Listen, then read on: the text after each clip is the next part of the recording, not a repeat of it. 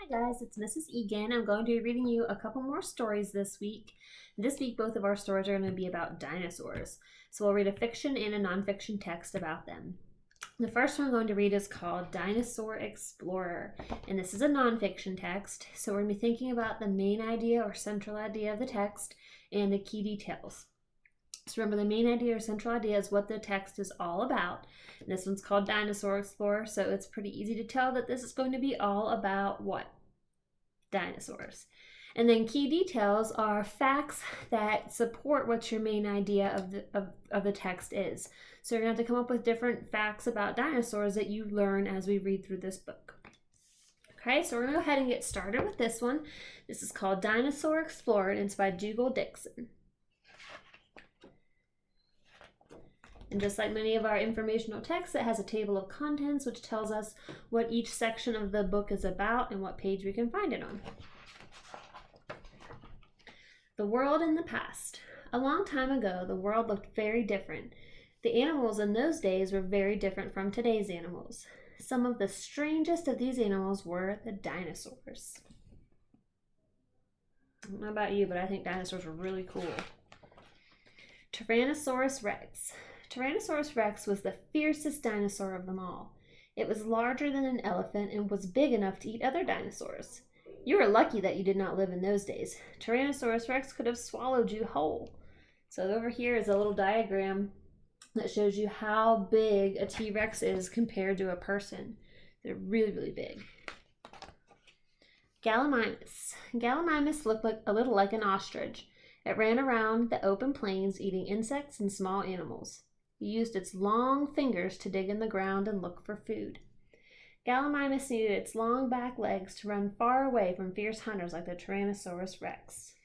So the T-Rex could eat them, so they used those long legs to help them get away quickly.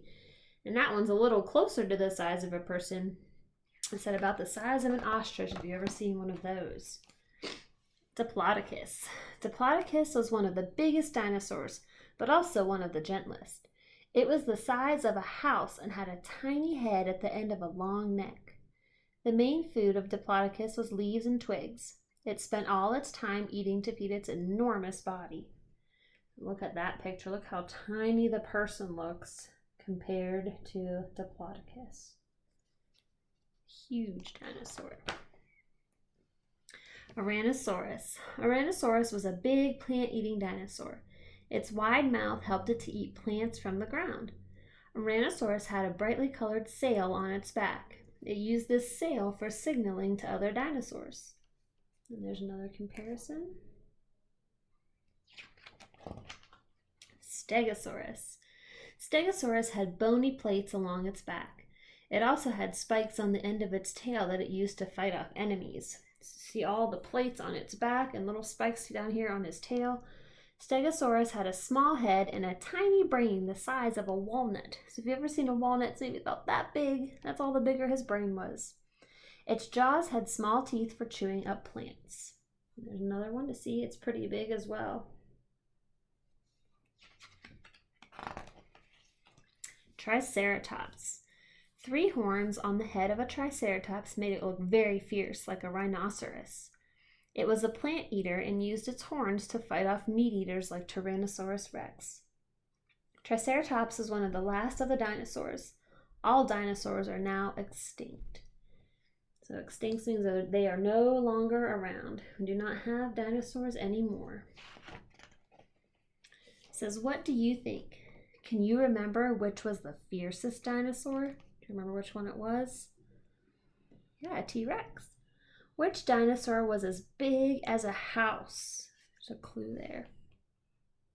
Diplodocus. There's some good facts here too. It says, can you name 2 dinosaurs that start with the letter T?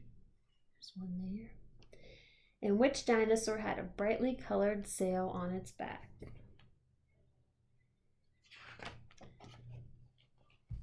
Why did Gallimimus need long legs?